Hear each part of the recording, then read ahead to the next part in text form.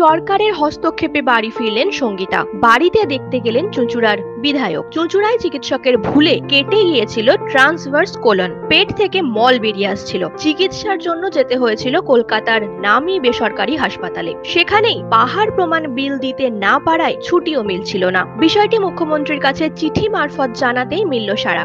শুক্রবার রাতে সম্পূর্ণ বিল না মিটিয়েই সরকারি অ্যাম্বুলেন্সে নিখরচায় বাড়ি ফিরলেন চুঁচুড়ার 2 নম্বর ওয়ার্ডের পাত্রপুকুরের বাসিন্দা বছর 45-এর সঙ্গীতা রাউত। 3 মাস পরে অবশ্য তাকে বাকি চিকিৎসা করাতে হবে। শনিবার সকালে তাকে দেখতে ওই বাড়িতে পৌঁছলেন এলাকার বিধায়ক অসিত মজুমদার। কথা বললেন রোগী সহ তার পরিবারের সঙ্গে। বাকি চিকিৎসার জন্য সরকারি সাহায্যের আশ্বাস দিলেন। এর পরিবার আমার পূর্ব পরিচিত। কমলা নার্সিংহোমে একটা অপারেশন হয়েছিল, ডক্টর সামন্ত এই অপারেশন করেছিলেন। যেভাবেই হোক, ভাগ্যের পরিহাস, অপারেশনটা সাকসেস হয়নি, বা সেটা ডাক্তাররাই বলতে পারেন কেন এমন হলো। দীর্ঘদিন চুঁচুড়া হসপিটালেও রাখা হয়েছিল, তারপর স্কটিশে এরা নিয়ে যায় এবং সেখানে প্রায় ওর পরিবারের লোক যা বলছে 25 লাখের মতো বিল হয়।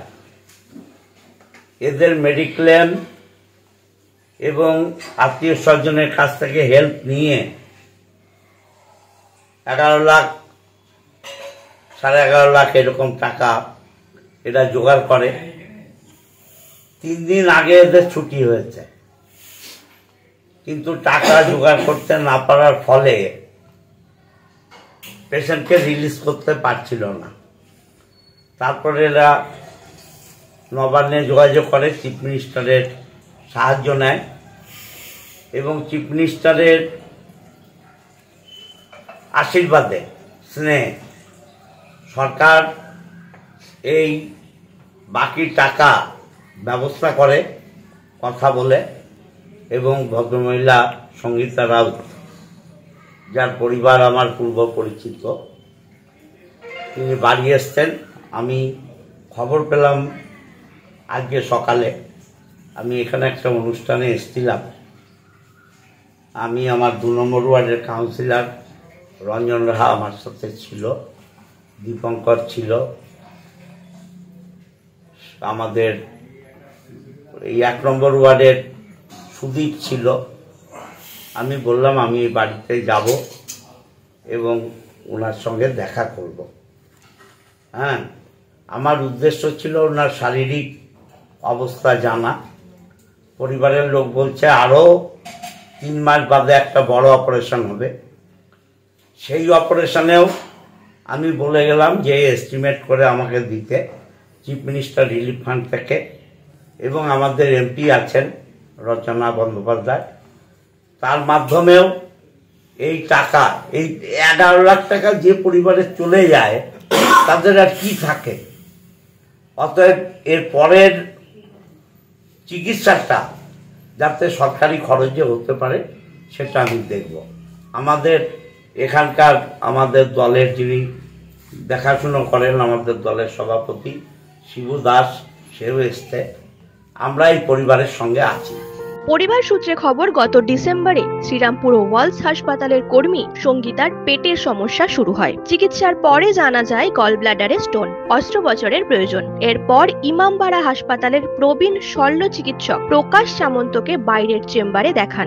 নানা পরীক্ষা নিরীক্ষার পরে গত 30 ডিসেম্বর প্রকাশ কারবালা মোড়ে একটি নার্সিং হোমে সঙ্গীতার অস্ত্রোপচার করেন। 1 জানুয়ারি ছুটি হয়। 2 দিন পর থেকেই শ্বাসকষ্ট ও বমি শুরু হয়। সঙ্গীতার ছেলে অনিকেতের অভিযোগ, তখন ফের প্রকাশের কাছে নিয়ে গেলে তিনি স্বাভাবিক ব্যাপার বলে কিছু ওষুধ দিয়ে ছেড়ে দেন। 8 জানুয়ারি ওই চিকিৎসকের চেম্বারে গেলে তিনি ইমামবাড়া হাসপাতালে ভর্তি করে দেওয়ার কথা বলেন। সেই মতো সেখানে প্রকাশের তত্ত্বাবধানেই সঙ্গীতাকে ভর্তি করানো হয়। সেখানেই পেট থেকে মল বেরোনো শুরু হয়। সেখান থেকে স্থানান্তর করা হলে 27 জানুয়ারি তাকে কলকাতার নামী হাসপাতালে নিয়ে যাওয়া হয়। সেখানেই ট্রান্সভার্স কোলন কেটে যাওয়ার বিষয়টি ধরা পড়ে। শুরু হয় চিকিৎসা। শেষ পর্যন্ত সেখানে বিল হয় প্রায় 25 লক্ষ টাকা। কিন্তু কিন্তু চিকিৎসা বিমার 4.5 লাখ এবং গয়না বন্ধক দিয়ে আরো 7 লাখের বেশি দিতে পারেনি ওই পরিবার। শেষমেশ বিষয়টি মুখ্যমন্ত্রীকে জানান সঙ্গীতার ছেলে অনিকেত। একদিনের মধ্যেই সরকার সঙ্গীতাকে বাড়ি ফেরানোর ব্যবস্থা করে।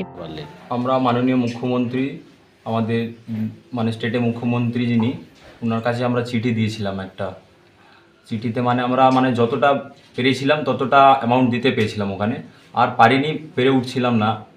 তার জন্য ওনাকে চিঠি দেওয়া হয়েছিল কি আমাদেরকে হেল্প করুন। ওই এত ফাস্ট অ্যাকশান উনি নিয়েছেন কি একদিন মধ্যেই চিঠিটা ওনার রিপ্লাইটা হসপিটালে চলে গেছে, আর হসপিটাল রিলিজ করে দিয়েছে, পরের দিনে রিলিজ করে দিয়েছে। হসপিটাল থেকে ফোন করেছিল কি আপনারা কিছু আমাদের অফিসে কিছু বলেছেন, সিএম এর কাছে, ওখান থেকে এসছে আমাদের কাছে। তাহলে আমরা যোগাযোগ করতে বললেন, যোগাযোগ করলাম। তারপর বললেন উনি ঠিক আছে কথাবার্তা বলে আমরা বললেন ঠিক আছে ছুটি দিই। তারপরের দিনে ছুটি দিয়ে দিলাম। আমি খুবই ধন্যবাদ জানাই আমাদের মাননীয় মুখ্যমন্ত্রীকে, যিনি ভালো স্টেপ নিলেন আর কি। না 1 পয়সাও দিতে হয়নি আমাদেরকে। মাননীয় মুখ্যমন্ত্রী আমাদের জন্য অ্যাম্বুলেন্সও করে দিয়েছিলেন ওখান থেকে আসার জন্য। আমাদের কিছুই করতে হয়নি। আচ্ছা, আমরা শুধু ডিসচার্জটা কাগজটা দিলেন আর আমরা নিয়ে আসলাম। এরকম সরকার খুবই ভালো সরকার। আমরা চাই কি ভারতবর্ষে এরকম সরকার হোক, কি যিনি মানুষের পাশে দাঁড়িয়ে এত কুইক অ্যাকশন নিয়ে ওনার প্রবলেমটা সলভ করেন। যিনি এখনো অপারেশন, সেকেন্ড অপারেশনটা অ্যাজ পার ডক্টর উনি বলছেন 3-4 মাস পর হবে। তো আজকে জেঠু আসলেন, উনি আমাদেরকে সাহায্য দিলেন, কি বললেন কি নেক্সট অপারেশনের জন্য আমরা আছি, আমি সব সময় তোমার কাছে দাঁড়িয়ে আছি আর থাকবো।